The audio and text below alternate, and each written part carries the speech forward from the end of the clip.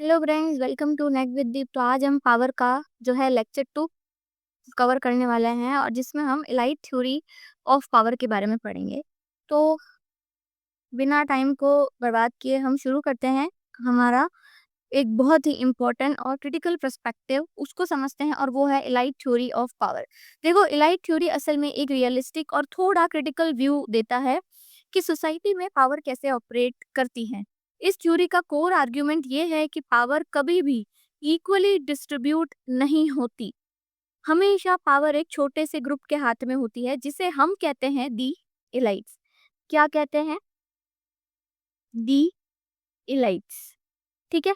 लेकिन एक बात ध्यान रखना, प्लूरलिस्ट थ्योरी ये कहता है कि पावर वाइडली स्प्रेड होती है, डिफरेंट ग्रुप्स के बीच वो शेयर होती है। लेकिन इलाइट थ्योरी इसे टोटली डिसएग्री करता है।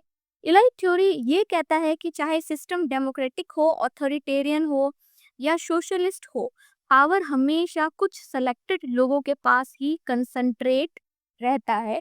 और यूजीसी नेट 2018 में दिसंबर में इस पे क्वेश्चन भी आया था।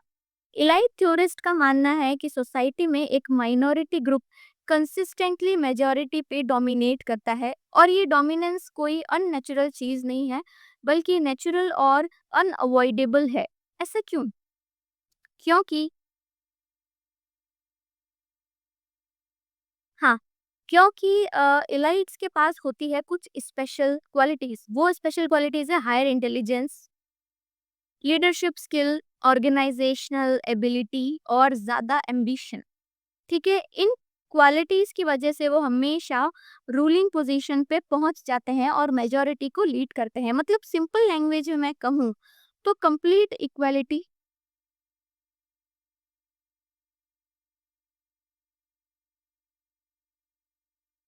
इक्वालिटी सोशल और पॉलिटिकल दोनों एक आइडियल आइडिया हो सकता है, लेकिन प्रैक्टिकल लाइफ में पॉसिबल नहीं है। पावर हमेशा अनइक्वल ही रहेगी और कुछ लोग ही सोसाइटी को डोमिनेट करेंगे।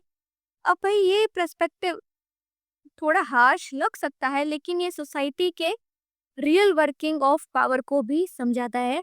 तो ये आपको ध्यान रखना है, इलाइट थ्योरी ऑफ पावर। अब इलाइट थ्योरी के थिंकर्स में सबसे पहले आते हैं विल्फ्रेडो पेरेटो के बारे में हम पढ़ते हैं, जिसे हम इलाइट थ्योरी का पायनियर कह सकते हैं। ये यहाँ पे मैंने फोटो दे रखी है इनकी, विल्फ्रेडो पेरेटो। इनकी फोटो इसलिए दी है ताकि आपको विजुअली थोड़ा सा याद रहे, क्योंकि हमने पहले भी डेमोक्रेसी वाले सीरीज जो हमने देखी थी उसमें मैंने आपको सारे ही की थिंकर्स जो थे उनकी फोटोज मैंने दी थी और अपनी स्लाइड में यूज की थी। यहाँ पे भी मैं आपको दे रही हूँ ताकि आपको विजुअली थोड़ा सा रिमाइंड रहे कि हाँ, हमने ऐसा ऐसा पढ़ा था। विल्फ्रेडो पेरेटो, जिसे हम इलाइट थ्योरी का पायनियर कह सकते हैं। अब पेरेटो ने सबसे पहले इलाइट को एक सोशोलॉजिकल सेंस में डिफाइन किया था। पहला ही पॉइंट है सोशोलॉजिकल सेंस। उन्होंने सोसाइटी को दो ब्रॉड कैटेगरीज में डिवाइड किया। पहला था इलाइट्स। इलाइट्स कौन? जो रूल करते हैं, पावर को एक्सरसाइज करते हैं। दूसरा उन्होंने कहा नॉन इलाइट्स। नॉन इलाइट्स कौन? जो रूल्ड होते हैं, मेजोरिटी वाले लोग हैं ना, दोज हु आर रूल्ड। तो लेकिन पेरेटो यही नहीं रुकते हैं, इलाइट्स के अंदर भी उन्होंने एक और डिवीजन किया था। इलाइट्स के अंदर भी पहला उन्होंने कहा था गवर्निंग इलाइट्स। गवर्निंग इलाइट्स कौन? जो अभी रूलिंग पावर में है। और नॉन गवर्निंग इलाइट्स कौन? जो रूलिंग इलाइट को रिप्लेस करने की कोशिश कर रहे होते हैं। अब यहाँ आता है पेरेटो का सबसे famous concept, circulation of elites. Circulation of elite UGC ने दिसंबर 2018 और 2015 दोनों में ही इसके ऊपर क्वेश्चन आया था। ये कंसेप्ट क्या कहता है? सर्कुलेशन ऑफ इलाइट, ध्यान से समझना। सर्कुलेशन ऑफ इलाइट कंसेप्ट कहता है कि पावर हमेशा एक जगह फिक्स नहीं होती, बल्कि समय के साथ एक साइकिल चलती है जिसमें दो टाइप्स के इलाइट एक दूसरे को रिप्लेस करते हैं। हमने डेमोक्रेसी वाले सीरीज में भी पढ़ा था। पहला है लॉयन। लॉयंस कौन होते हैं? जो स्ट्रॉन्ग होते हैं, कंजर्वेटिव्स होते हैं, अथॉरिटी को प्रिजर्व करना चाहते हैं। फिर उन्होंने कहा था फॉक्सेस। फॉक्सेस कौन? जो क्लेवर होते हैं, जो मैनिपुलेटिव होते हैं और जो चेंज ओरिएंटेड होते हैं। पेरेटो के अकॉर्डिंग कभी लॉयंस डोमिनेट करते हैं और कभी फॉक्सेस डोमिनेट करते हैं, और इस तरह एक साइकिल में इलाइट्स का सर्कुलेशन होता रहता है, तो आपको ध्यान रखना है। मासेस की बात करें तो पेरेटो बहुत क्लियर हैं, उनके अकॉर्डिंग मासेस पैसिव होते हैं। मासेस पैसिव होते हैं, उनके पास लीडरशिप स्किल नहीं होती, और इसी वजह से वो विलिंगली इलाइट्स की डोमिनेंस को एक्सेप्ट कर लेते हैं। मतलब अगर मैं आपको एक सिंपल एग्जांपल्स में समझाऊं ना फ्रेंड्स, तो देखो, इंडियन पॉलिटिक्स में भी आप देखते हो कि कभी स्ट्रॉन्ग लॉयल टाइप लीडर्स आते हैं, तो जो जो जो लीडर स्टेबिलिटी और अथॉरिटी की बात करते हैं, और कभी फॉक्स टाइप लीडर्स आते हैं जो ज्यादा ट्यूनिंग और मैनिपुलेशन स्ट्रेटजीज से अपना रूल एस्टेब्लिश करते हैं। लेकिन मासेस दोनों ही केसेस में लार्जली पैसिव ही रहते हैं। तो पेरेटो का ओवरऑल मैसेज ये है कि भाई इलाइट्स हमेशा एग्जिस्ट करेंगे और पावर के साइकिल में सर्कुलेट होते रहेंगे, और मासेस उनके रूल को एक्सेप्ट करेंगे। तो ये था विल्फ्रेडो पेरेटो का जो है आइडिया पावर को लेके। अब अगला इम्पोर्टेंट थिंकर आता है आपके मॉस्का। मॉस्का के बारे में भी हमने जो है डेमोक्रेसी सीरीज में पढ़ा था, ये इनकी फोटो दे रखी है। मॉस्का इनकी क्लासिकल वर्क है द रूलिंग क्लास 1896 में, जिसमें इन्होंने एक फंडामेंटल बात कही कि सोसाइटी दो ग्रुप्स में डिवाइडेड होती है। पहला ग्रुप है द रूलिंग मेजॉरिटी, जो पावर होल्ड करता है,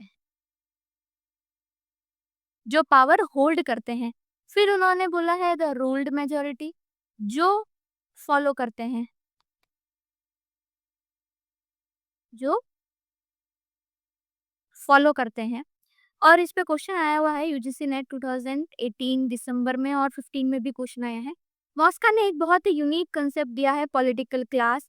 ये पॉलिटिकल क्लास वो ग्रुप है जो इंस्टीट्यूशनल पावर कंट्रोल करता है, और इसी के जरिए रूलिंग एलाइट्स अपना डोमिनेंस इस्टेब्लिश करते हैं। अब क्वेश्चन ये आता है कि रूलिंग माइनॉरिटी अपनी पावर हमेशा कैसे सस्टेन करती हैं।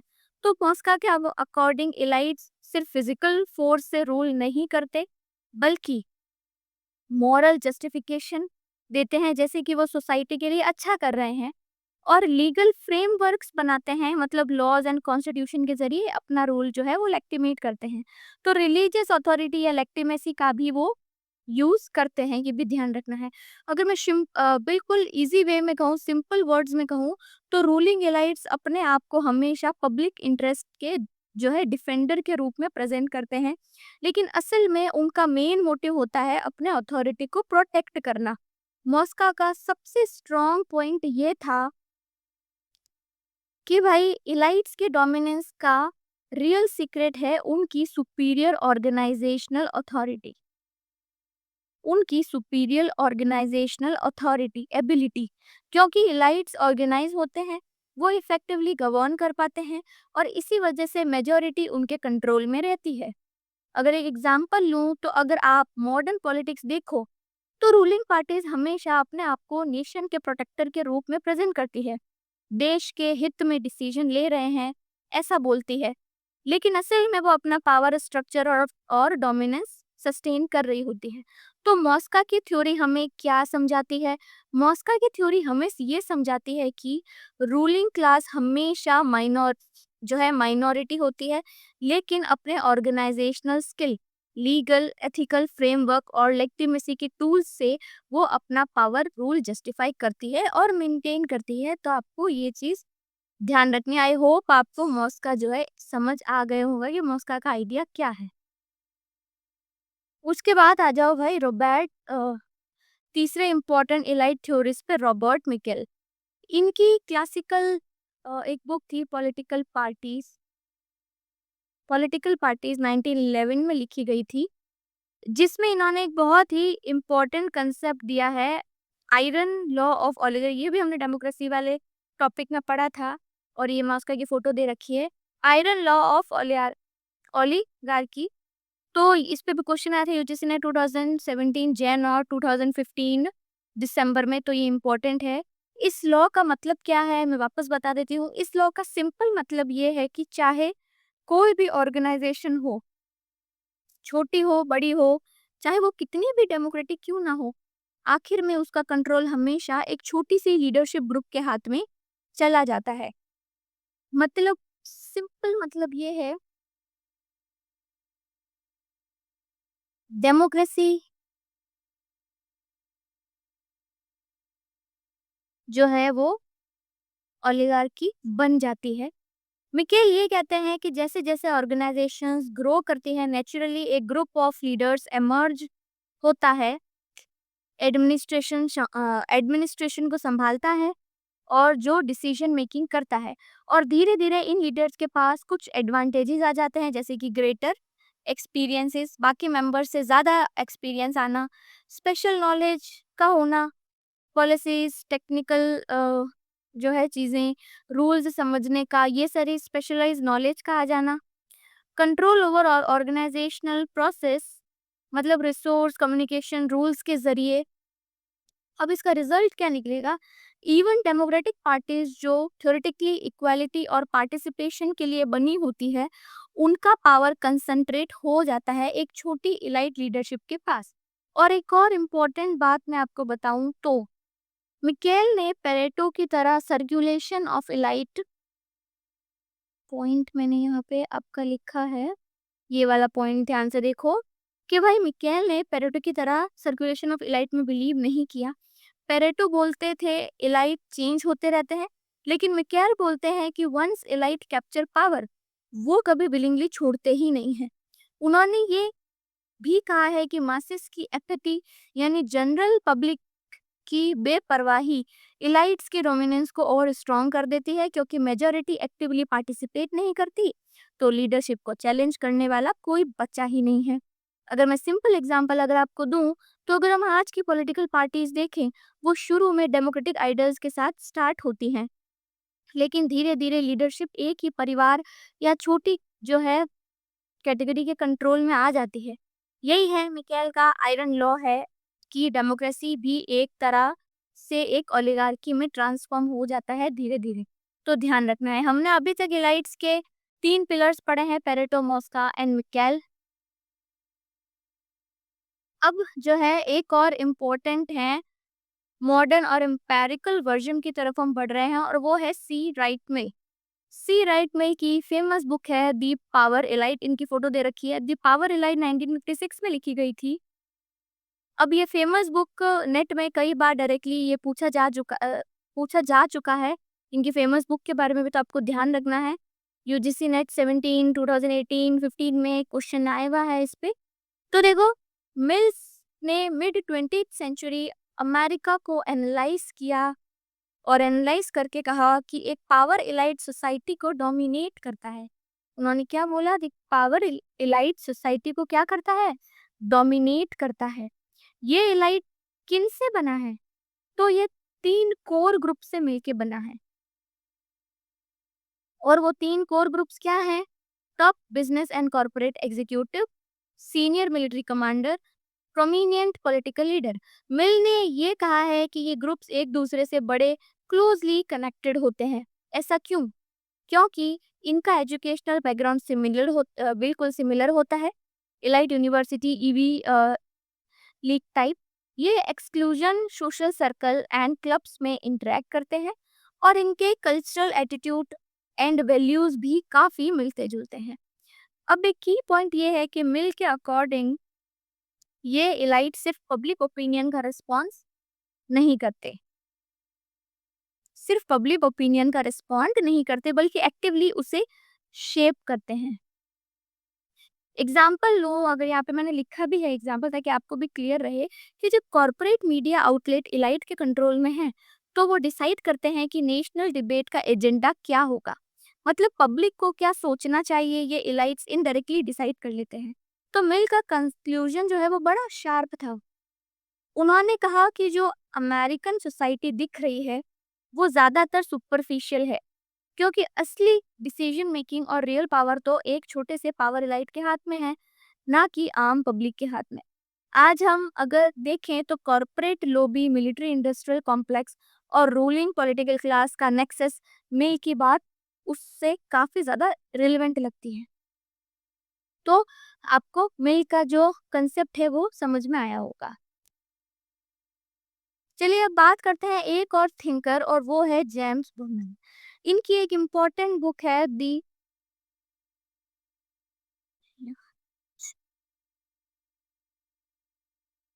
दी मैनेजरियल रेवोल्यूशन 1941 में लिखी गई थी।